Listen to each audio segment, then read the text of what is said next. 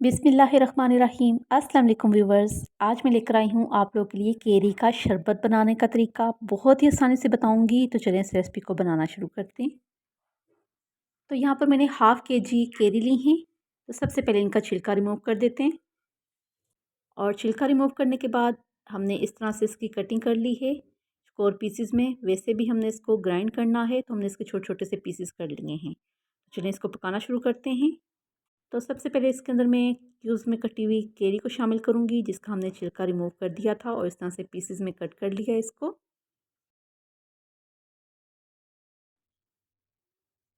और अब मैं इसके अंदर शामिल करूँगी तकरीबन 2 गिलास पानी।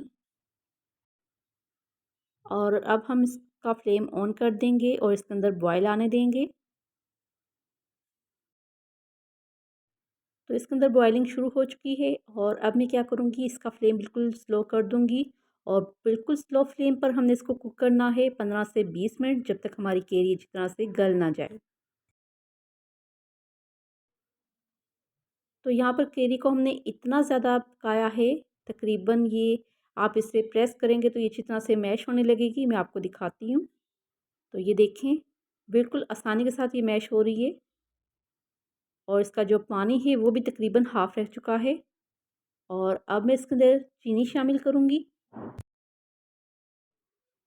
और चीनी इसके अंदर मैं तकरीबन शामिल करूँगी 5 से 6 टेबल स्पून। और बहुत ही ईज़ी तरीका है ये, बिल्कुल आसानी के साथ आप इस तरह से घर में ये केरी का शरबत बनाकर एक जार के अंदर डाल कर रख सकते हैं इसको। और जब भी आपको बनाना हो आप इसको गिलास के अंदर डाल दें, तकरीबन 3 से 4 टेबल स्पून, और पानी बीच में ठंडा पानी शामिल कर दें और आसानी के साथ आपका ये केरी का शरबत बनकर तैयार हो जाएगा। और अब हमने चीनी को यहाँ पर इतना पकाना है कि बस चीनी हमारी अच्छी तरह से मेल्ट हो जाए। तो चीनी जो है वो यहाँ पर अच्छी तरह से मेल्ट हो चुकी है। तो चलें इसकी फ्लेम को मैं ऑफ़ कर देती हूँ। तो यहाँ पर इसको अच्छी तरह से ठंडा कर लेते हैं। ठंडा करके एक मिक्सी जार के अंदर डालकर इसका हम पेस्ट तैयार कर लेंगे।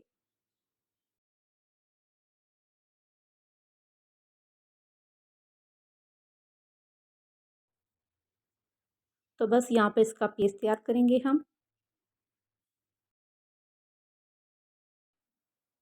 तो यहाँ पर बोल के अंदर सबसे पहले मैं बर्फ़ के क्यूब शामिल करूँगी। और अब इसके अंदर जो केरी का पेस्ट तैयार किया था वो शामिल करूँगी। और अब मैं इसके अंदर शामिल करूँगी पानी।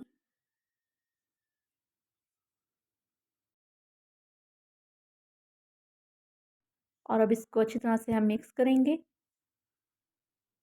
तो यहाँ पर हमारा केरी का शरबत बिल्कुल तैयार हो चुका है। तो चलें इसको मैं निकालती हूँ गिलास के अंदर।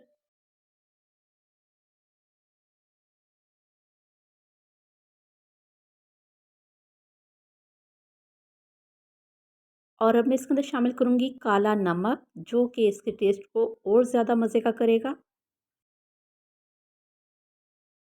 और अब इसको अच्छी तरह से मिक्स कर लेंगे। तो लीजिए, हमारा यहाँ पर ठंडा ठंडा केरी का शरबत बनकर तैयार हो चुका है। तो इस रेसिपी को ज़रूर ट्राई करें और मुझे प्यारा सा कमेंट्स करके ज़रूर बताइएगा कि कैसी लगी है मेरी ये रेसिपी आपको। और अपना बहुत सारा ख्याल रखिएगा। अल्लाह हाफिज़।